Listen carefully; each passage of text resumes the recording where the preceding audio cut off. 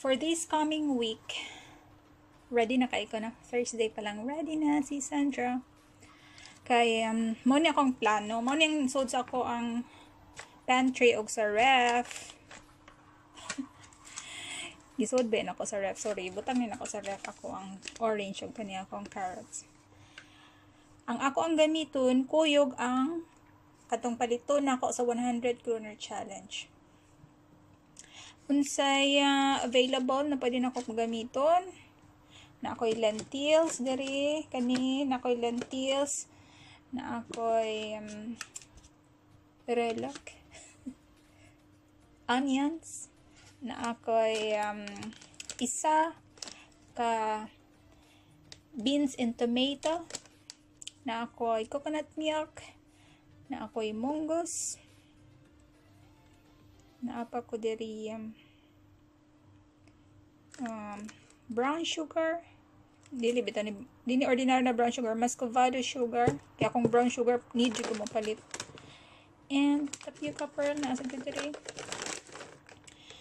Syempre need na kog fruits na apa ko ani, so di na ko kanan mo palit, daghan mo ra akong gipalit ani kay ning barato, so ipalit ko daghan.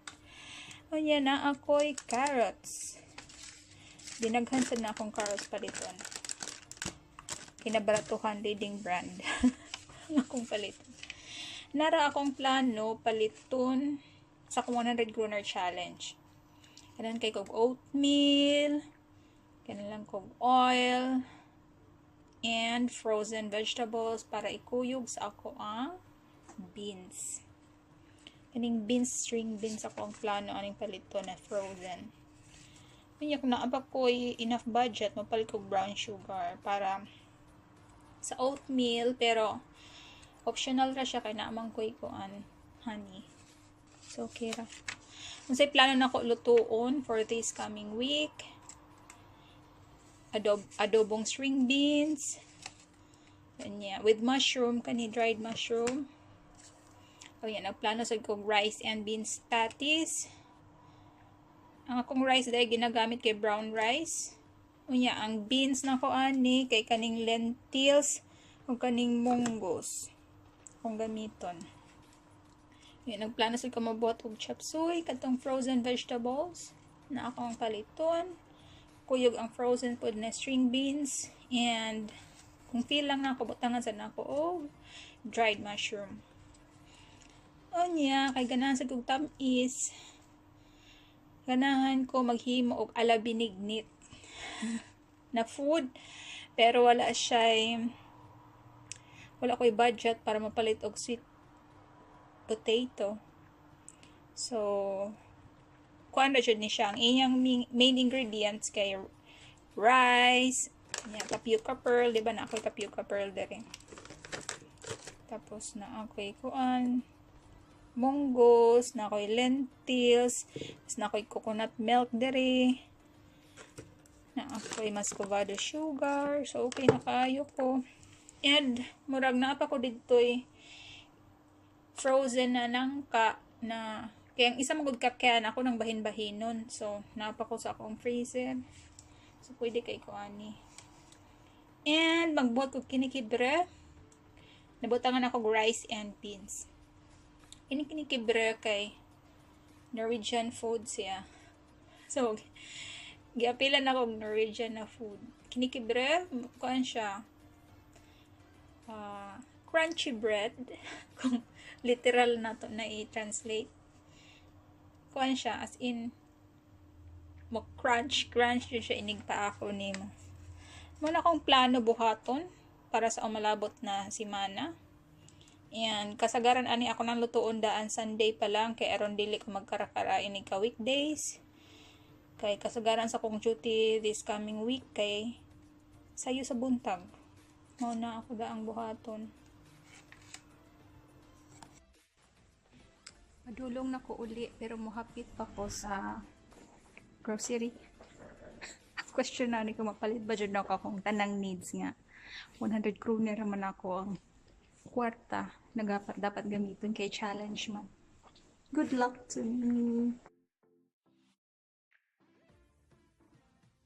Mapalit og oil. So, Naglisod doon gusto ko 100 kroner challenge.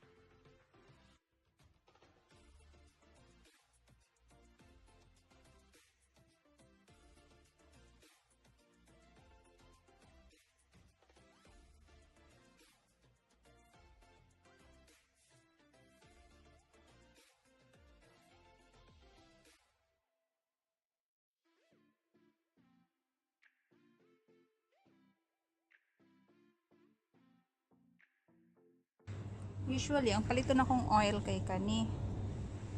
Ano ya, kay 37.50 man.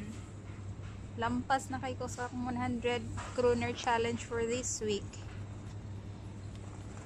Unya, kung kani akong paliton, which is 36.40, 100.90 ako ang mabayaran.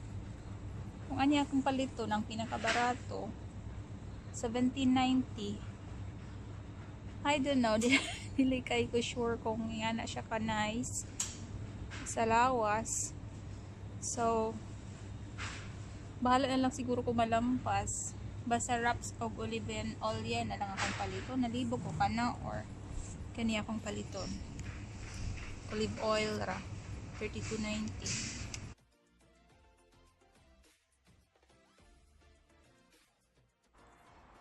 unsa may inyong pag tanaw sa failure kadtong wa jud naabot og 100 kroner unya dili usual na ginagamit nga sangkap or kanang digamit na lang kog leading brand imbis sa katong usual ako na ginagamit na oil. Unya nalampas ko 1 kroner. Timing good kaayo friends. Uy na. Need na kong palit og oil for this week. Mao.